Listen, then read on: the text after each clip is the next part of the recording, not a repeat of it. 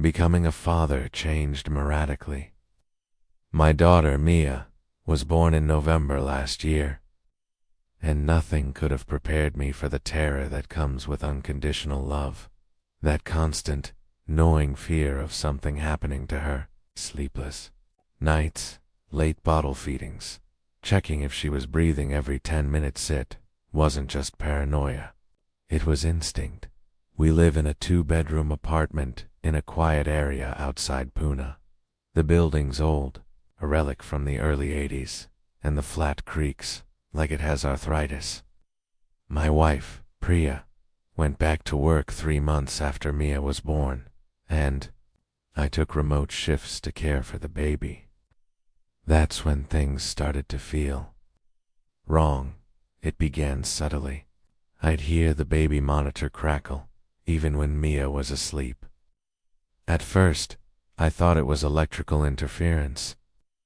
But one night, I heard her crying sharp, panicked, heart-wrenching cries, trained into her room. And, she was fast asleep. The monitor kept crackling with soft whimpering. I stared at the small green light blinking on the device. It was like it had its own rhythm, its own pulse. I unplugged it that night and slept with Mia in our room, just in case.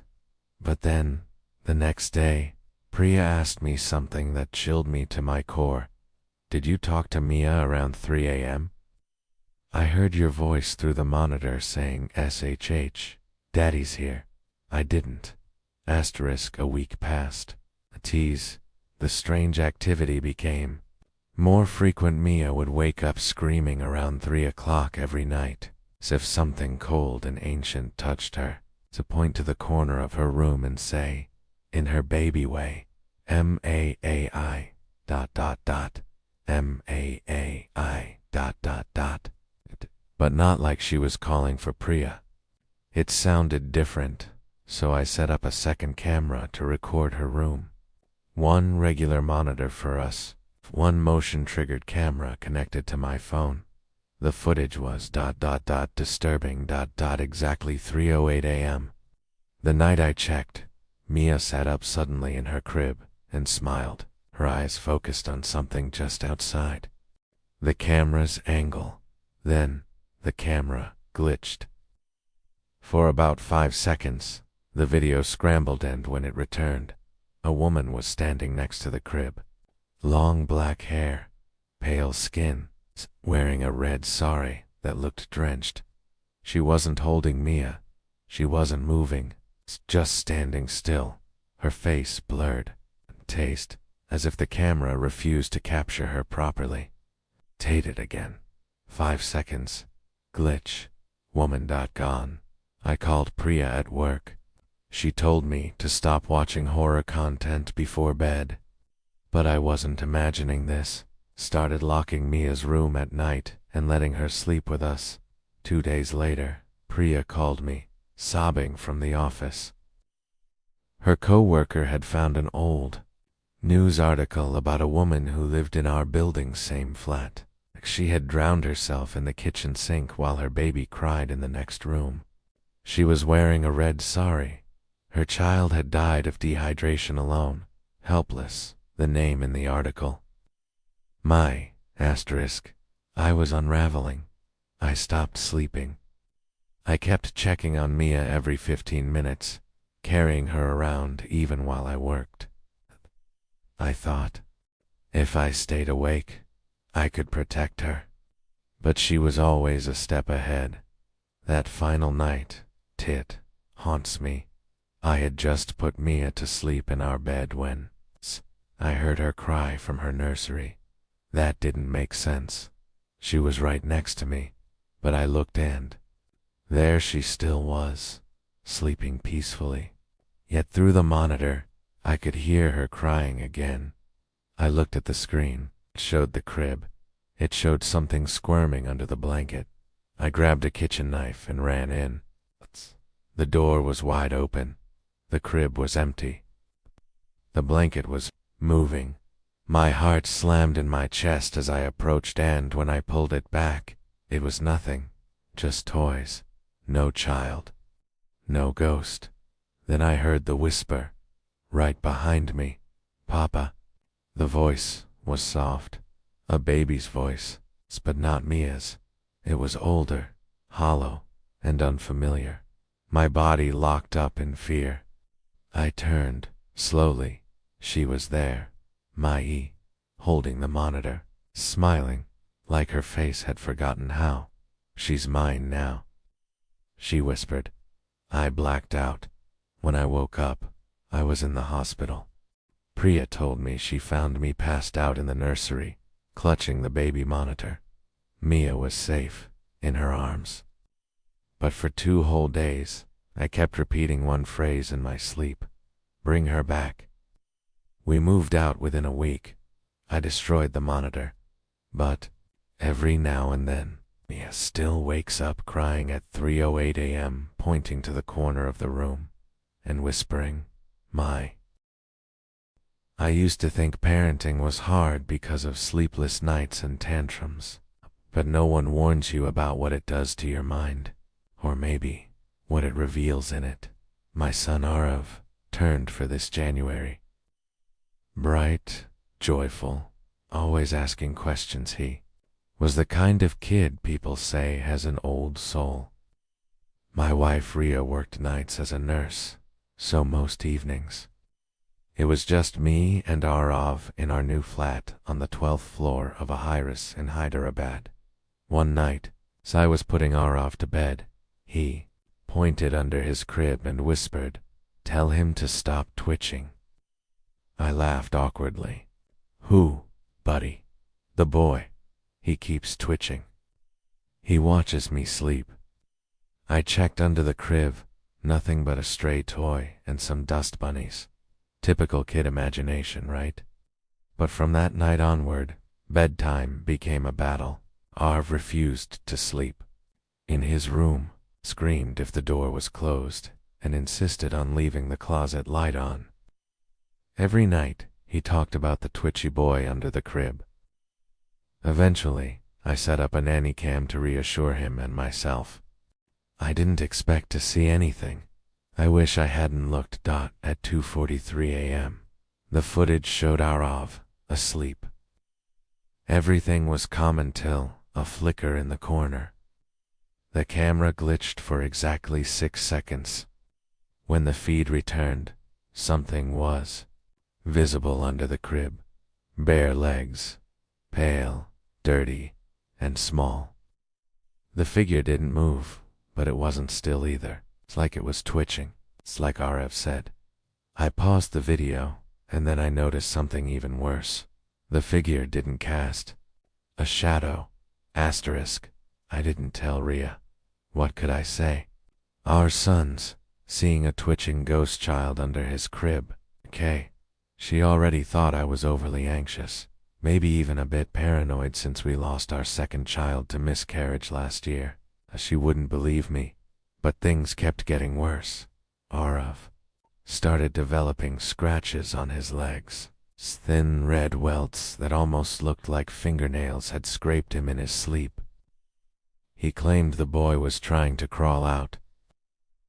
I lost it one night. I yanked the crib away from the wall and tore the carpet up, convinced there was some kind of hole or vent or something underneath. But there was nothing. Just cold concrete and silence. Then, Arav stopped talking. For 3 days, he didn't say a single word. His face went blank, like he was half asleep all the time. He wouldn't eat, wouldn't respond to his name, just sat on the floor, staring under furniture. That night, I couldn't sleep. I kept thinking about the miscarriage. The doctor had said it was a boy. We never named him. We never even saw him. At 3:12 a.m., I heard Arav's voice through the baby monitor, but it wasn't him. The voice was hoarse, slow, unfamiliar. It said, "Why did you forget me, Papa?" Asterisk. I don't remember how I ended up outside Arav's door, clutching a kitchen knife, heart slamming against my ribs. The room was dark except for the glow from the monitor camera. I turned the handle slowly. Arav sitting in the center of the floor, smiling, and he was back under the crib. Except this time, saw his face. It was wrong, distorted, like someone had tried to stretch a child's skin over a skull, too large. His eyes rolled in different directions. His limbs twitched in unnatural pulses, as if he wasn't made to move in our world. His teeth didn't match his face. He looked like a painting of a child. A failed painting. A broken one. Arov looked up at me and said something I'll never forget. He says, "You buried him in the hospital garbage." He says, "You never came back." Ria screamed behind me. She had come home early. She saw everything, me, frozen, the thing, twitching under the crib, our son whispering to it like it was his brother. The next day, we took Arav to a child psychiatrist. They said trauma, imagination, grief manifesting as hallucination. We moved. We burned the crib, and for a while, things were quiet. But 2 weeks ago, I checked my phone in the middle of the night. There was a new video in my camera roll I hadn't taken. It was 6 seconds long. It showed a crib. In a dark room, something twitching underneath, and the sound of a whisper. "I'm still your son, too." No one tells you how fragile a child's mind really is, or how sometimes thing can get in if you're not careful. My daughter Anya turned 5 in March, a sweet, curious girl with a wild imagination. My wife Divya and I used to say she could invent a whole fairy tale from a single spoon. We were proud of how bright she was until it started to feel like she wasn't playing anymore. It began after a birthday sleepover at her cousin's house in Delhi. There were 6 kids in total, all under 7. When I picked her up the next morning, she was unusually quiet. No giggles, no energy. Just kept glancing into the car's rearview mirror with this weird smile. That night, I heard her whispering to herself in her room. Peeked in, thinking she was playing pretend. But she wasn't talking to herself. She was sitting in front of the full-length mirror. Her lips moved softly, the eyes fixed on her reflection.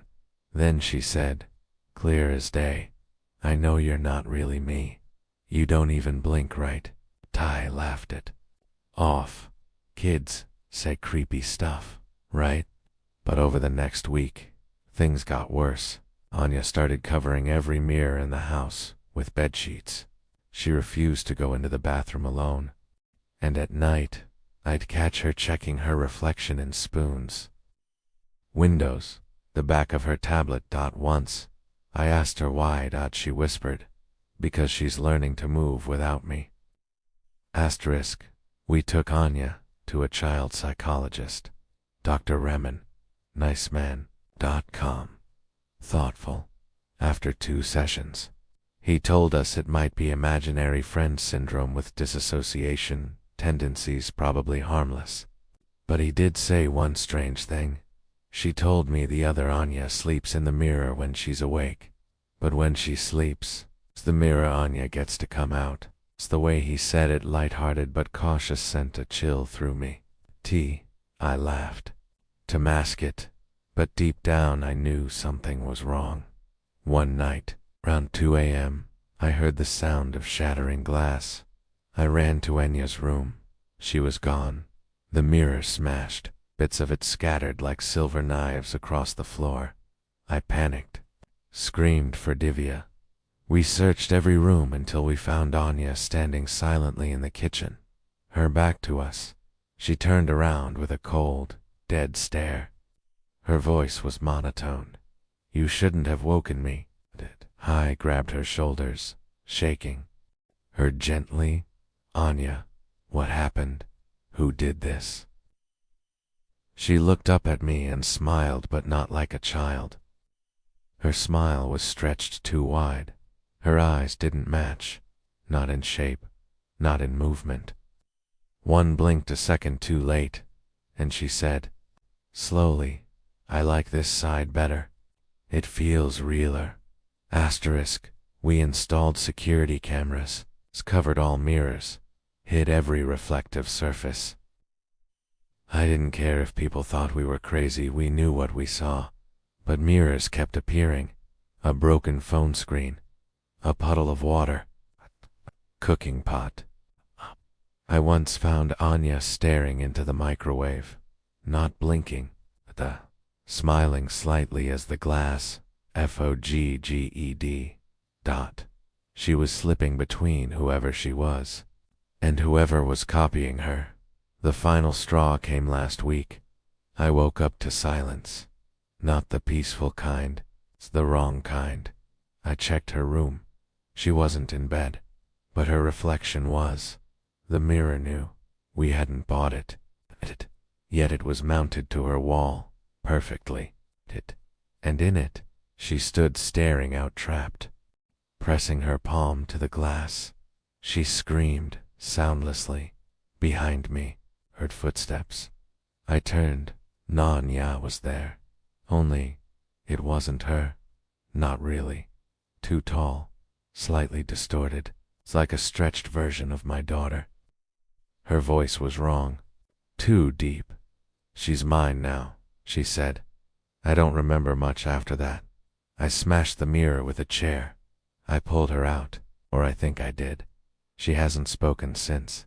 But sometimes, when she walks past glass, her reflection lingers a second.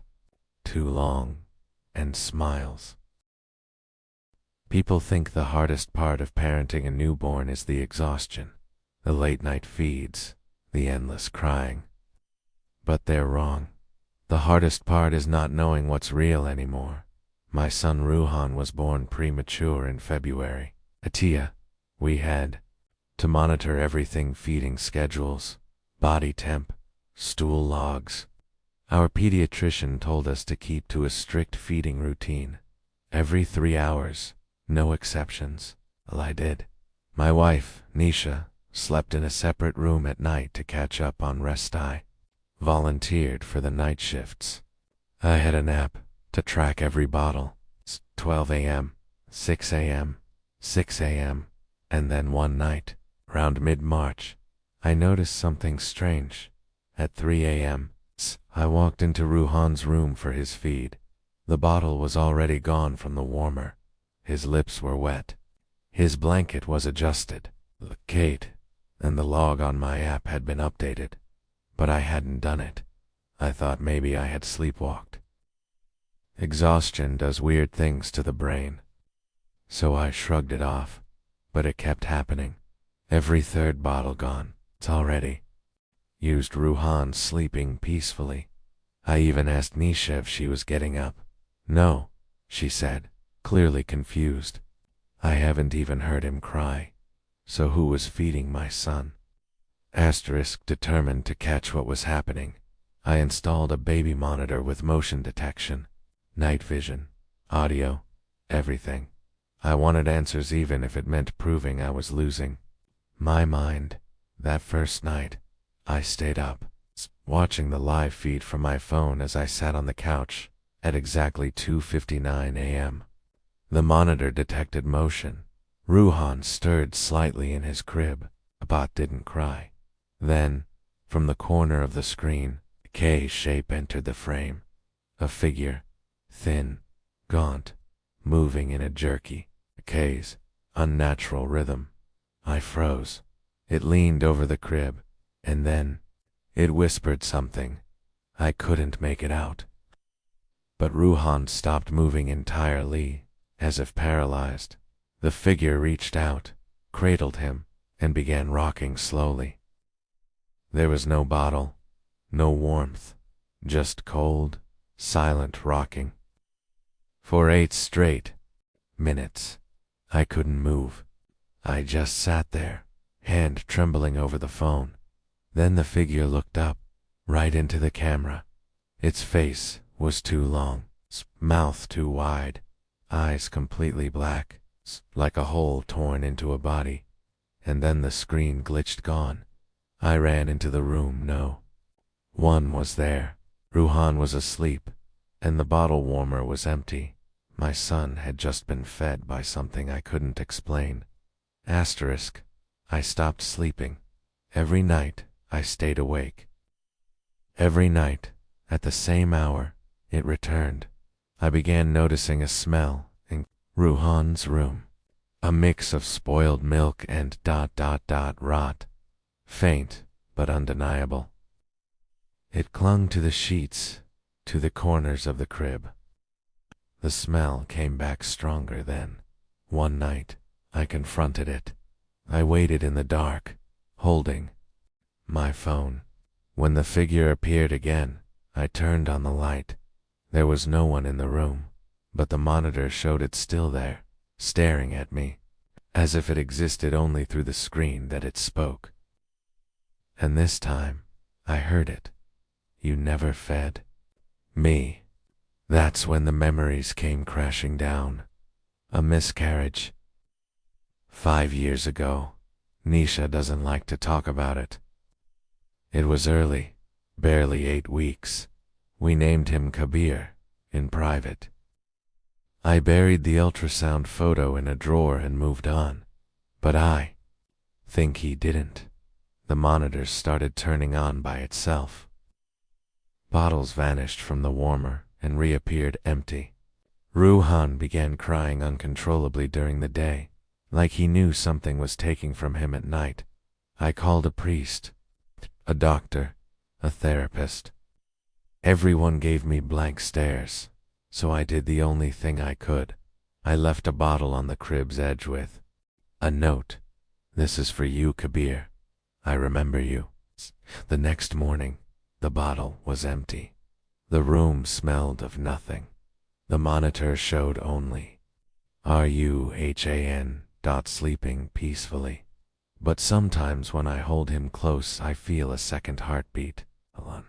That isn't his or mine, just behind us, breathing in the dark. We moved into a larger house last December, mostly because our daughter Maya was getting older and needed more space. She was 6, bright, imaginative, and unusually quiet. She rarely threw tantrums, never lied, and had the kind of presence that made adults stop mid-sentence and say, "Wow, she's really intense, isn't she?" The new house was a steal. 5 BHK, gated colony, East Eliol, most suspiciously underpriced. But when we walked through it the first time, Maya pointed at a door at the end of the hallway and asked, "Who's crying behind there?" The realtor froze. I assumed it was a joke. Kay said the room had been used for storage by the previous owner, a retired civil servant who died without family. Still, the door was locked. A key, no explanation. Every night. Maya began waking up at exactly 3:09 a.m. We thought it was a phase. Then one night, I found her standing in the hallway, facing the locked door, whispering something over and over. "You can come out now. Katie's asleep." When I picked her up, she clung to my shoulder and whispered, she said she used to be their daughter too. Asterisk. We got the door open 2 weeks later. I had a carpenter pry it off the hinges. The room was cold. The walls were a pale gray. And the smell damp wood and mildew hit me instantly. There was nothing inside except a dusty crib, a small wooden chair, and a faded photograph nailed to the far wall. The photo was old, black and white, showed a man and a woman holding a little girl, no older than 6. But the girl's face had been scratched out violently, the surface torn in long, ragged gashes. I didn't show it to Maya, but that evening, Ski handed me a drawing. It was a crayon sketch of our family. Me, my wife, her, and a 4th girl, holding Maya's hand, and her face was blank. "She lives in the back room now," Maya said. Atia said she doesn't want to be forgotten again. We brought in a priest, a rational one. He told us there was a tragic story tied to the house. An only child who died in that room in the late 80s. The parents never spoke of it. People whispered that they kept the body there for days, refusing to let her go. Maya started eating less. She said she wasn't hungry anymore because Savi feeds me at night. That was the name we later found scrawled under the crib. Savi 1986, asterisk 3 nights ago. I woke up to scratching sounds, not loud, subtle, like nails against tile. I rushed out and found Maya sitting in the open back room. The crib was rocking on its own. She was humming. She turned to me, face blank, and said, "You left her behind." "But I won't. Now we both get to stay." I pulled her out of the room. She fought. She screamed, not like a child, but like something else had been interrupted. A growling, deep sound I didn't recognize. I locked the door again, but she changed after that. She started talking in her sleep, sometimes in Hindi, sometimes in something else. Guttural, wet, like two voices speaking at once. We tried therapy. Doctors. Nothing worked. Yesterday, Maya handed me another drawing. This time, it was just the girl with no face, and next to her me. Hanging by the neck from the ceiling fan dot, written in shaky red crayon. "Now you'll remember us forever." I sleep with the lights on now. My wife left to stay with her sister. She says Maya doesn't blink normally anymore, and she's right. She DOESN, single quotes. In fact, I don't think she's blinked in 4 days. I think something else is inside her now, and it's not finished with us. Asterisk.